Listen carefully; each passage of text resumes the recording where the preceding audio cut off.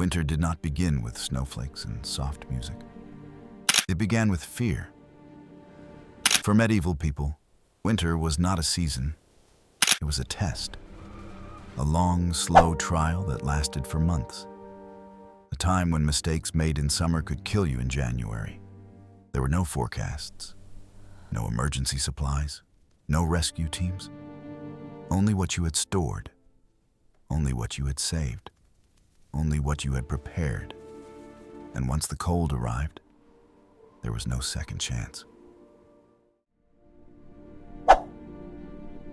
The warning came quietly. A thin layer of ice on a bucket. Breath turning white in the morning, soil stiff under bare hands. Farmers noticed it first. The ground hardened, plows struggled, animals moved slower, birds vanished. Everyone knew what it meant. Winter was coming. And now it was too late to change anything. Whatever food was missing would stay missing. Most medieval homes were not warm places. Walls were thin, windows were small. Many had no glass at all, only shutters and cloth. Wind slipped inside like a thief. Floors were often bare earth or stone. They sucked heat from your feet. Straw helped, but only a little. Smoke hung in the air from open fires. It burned the eyes.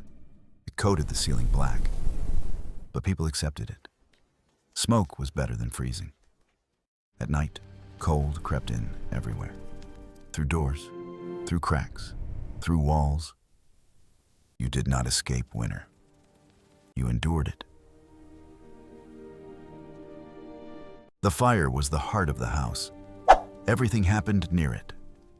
Cooking, talking, mending clothes, warming hands, drying wet boots, holding crying children.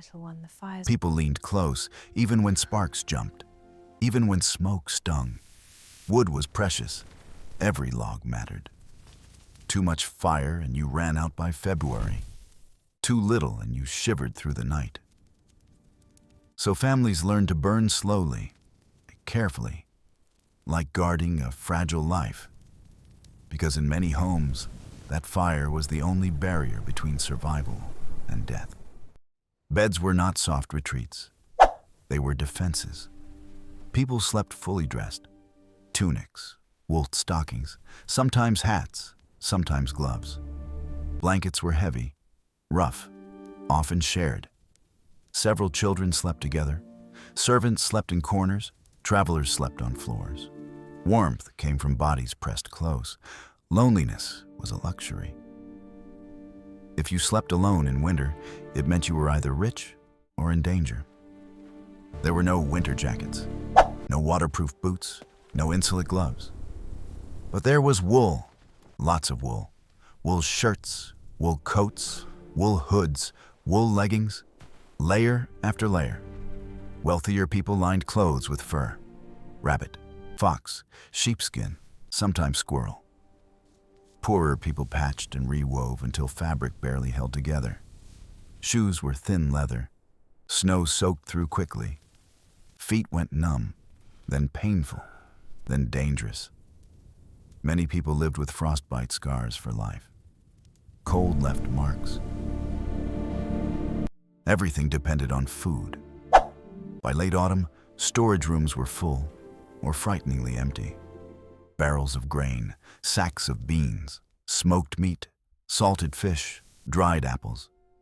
If these stores were good, winter was bearable. If they were bad, winter became terrifying. Bread grew smaller. Porridge grew thinner. Soup had more water than vegetables.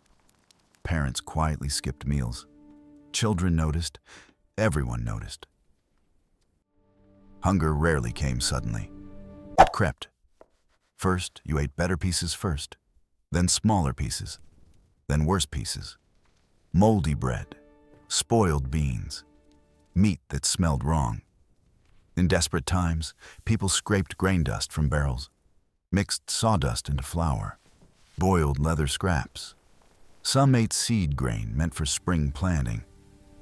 That choice saved you now. It killed you later. Winter meant darkness. Sunrise came late. Sunset came early. In December, daylight lasted only a few hours. Artificial light was expensive. Candles made from beeswax were luxury. Most people used animal fat lamps. They smelled, they smoked, they flickered weakly. So evenings were short. After sunset, work slowed. People talked, repaired tools, told stories, prayed. Then they slept. Not because they were tired, because darkness gave no choice. Winter did not mean rest. Fields slept, but people didn't. Men cut wood, repaired fences, sharpened tools, mended carts. Women spun wool, wove cloth, sewed clothes, pickled food, managed stores. 20 seconds. Children fetched water, carried firewood, fed animals. Here you go. Even indoors, hands were always busy. Idle time was dangerous. It led to cold thoughts and hunger. Animals were winter partners. Cows, goats, sheep, pigs. Many lived close to humans, sometimes in attached rooms, sometimes inside the house itself. Their breath added warmth. Their bodies blocked wind. The smell was terrible, but smell was better than frost. People accepted it without complaint. Warmth had priority. Winter was sickness season. Coughs became fevers. Fevers became funerals. Cold weakened bodies. Poor food weakened them more. Pneumonia, infections, inflamed joints, untreated wounds. There were no antibiotics, no real painkillers. People relied on herbs, prayers, and luck. Many did not survive until spring. Every winter quietly erased names from villages. Not all winters were equal. Some were mild, others were disasters. Years with heavy rain, no snow cover, or brutal frost ruined crops planted for spring. When winter grain died under ice, famine Gather followed. close. People remembered bad winters for decades. They told stories about them. The winter when the river froze. The winter when cattle died.